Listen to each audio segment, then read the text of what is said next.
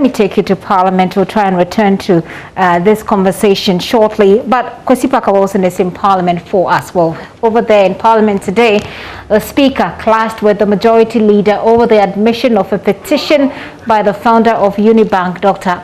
Duffour, and CEO of UT Bank, Prince Kofi Amoabeng, requesting Parliament to investigate circumstances leading to the revocation of their licenses by the Bank of Ghana. The petition, which was presented on the floor by Boko Central MP Mahama faced some very stiff resistance from the majority as the Kwankwe Central MP Patrick Yabuama and Majority Chief Whip Frankano Dompre disagreed over it. Things got a bit heated when the Majority Leader, Oseiche Mensah Bonsu, also waded into it and questioned the basis of admitting that petition. But the Speaker in return challenged the Majority Leader to quote relevant portions of the standing orders which prevent him, the Speaker, from admitting such a petition.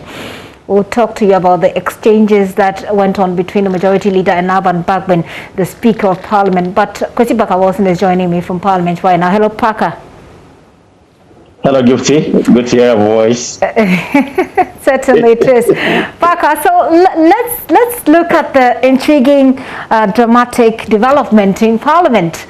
I've just read a bit of that, but tell us give us a mental picture of how it actually went down.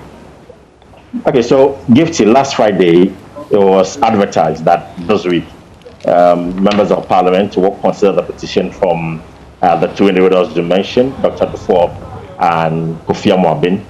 Now, shortly after that, I spoke to the Majority Leader in an interview, and he was a bit shocked and surprised that the petition featured in the business statement for this week, because he thought that the conversation at the business committee meeting was for next week rather than not this week. So he said he was going to investigate that. But however, he raised questions about the admission of the petition, and he argued that, well, the matter is currently before court, and as a matter of fact, the two, that is Kofi Amoabeng and Dr. Duffour, are seeking to pitch Parliament against the judiciary. And so for him, he doesn't understand why the Speaker admitted the petition in the first place.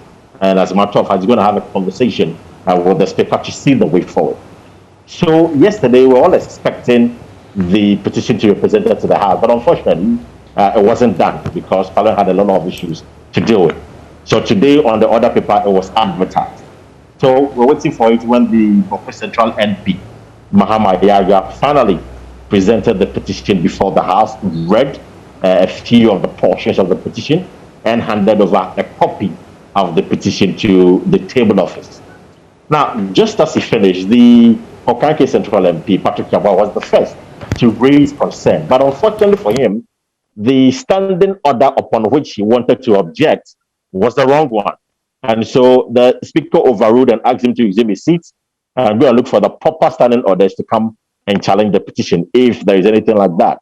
Then the Majority Chief Whip also rose to raise similar concern regarding the concerns raised by the Majority Leader last Friday. So the Speaker, in responding to him, indicated that, well, he's had the backroom conversation with the Majority Leader on this matter. And he doesn't understand why the NDC MPs are equally raising similar concern. So there, the Majority Leader then rose to now speak openly that since the Speaker mentioned his name, he is going to clearly also wade into the conversation. So there he insisted strongly that he disagrees with the Speaker and made the point again that the matter is before court. And so that was when the exchange started between the two. And the Speaker was clear in his mind that in the new standing orders, it has created provisions and exactly what to do with such petitions. But with what they are currently using, it does not prevent the Speaker from admitting such a petition. And he challenged the Majority Leader to quote relevant portions of the standing orders that prevent him, the Speaker, to admit such a petition. That wasn't done. And so it went on and on, back and forth for a while. And eventually, the Speaker then said to the Majority Leader that he, as a Speaker, has been a minority leader before, He's been a majority leader before. He's been a first deputy speaker before. And now he is the Speaker of Parliament. And he has read thoroughly the petition and has no doubt in his mind that the petition merits the attention of members of Parliament. And that is why he is asking for a committee to be constituted to look into the matters raised by the two, that is Dr. Duffour and Amoabeng. But the majority leader insisted that for him, he still disagrees with the Speaker and he believes it's not the way to go. Because what the Speaker is doing will set a bad precedent going forward, where any individual can walk to Parliament and present a petition, knowing very well that the petition does not merit the attention of members of Parliament. So eventually, the Speaker ordered him to resume his seat, and ask him to quickly go and constitute the committee, a 7-member committee, 4 MPP members, 3 NDC members, to look at the issues and then report back to the House. So what are they exactly, is this committee expected to communicate back to the House on? Is it the admissibility of this petition, or is it to actually look into the petition? So they are actually looking into the petition. That was the understanding we got.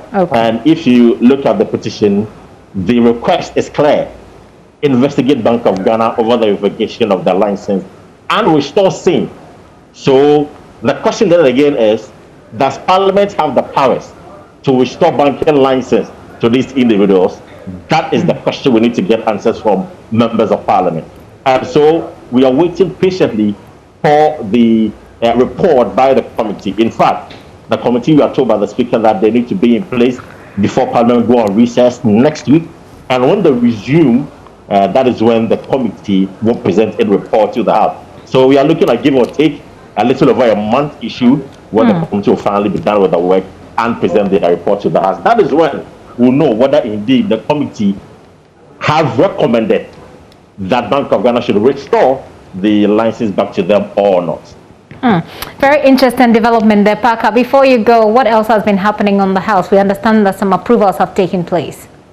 Well, essentially today, it's mainly been about the approval of the budget estimate for some of the sectors or the ministries.